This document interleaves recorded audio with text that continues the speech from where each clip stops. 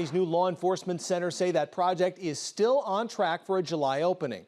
But further issues with the existing facility downtown have left the county in a precarious position. KTIV's Matt Hoffman's been following this project. He's in studio tonight. So, Matt, the Law Enforcement Center Authority met today. What did they say here?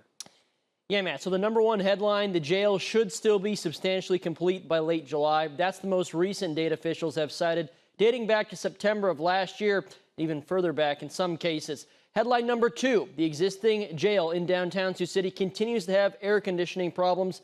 There's hope the facility can hold out until the new one is open, but there are no guarantees. The 3-member authority that oversees the new LEC met today. The authority was created as a joint venture between Woodbury County and Sioux City in order to reduce the percentage of votes needed to pass a bond to fund this project. Right now, the authority acts as the landlord, while the Board of Supervisors is the tenant. Now, Commissioners Ron Wick and Dan Moore tabled an agreement between the authority and the Board of Supervisors. Officials say the agreement is meant to allow the county to loan the authority money for its impending legal action, and then allow the county to recoup some of that money. The agreement is still being finalized and will be voted on by the authority next Tuesday.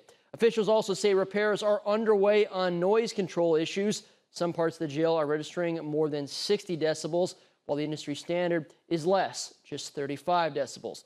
But the bottom line, the late July substantial completion date is still on as scheduled.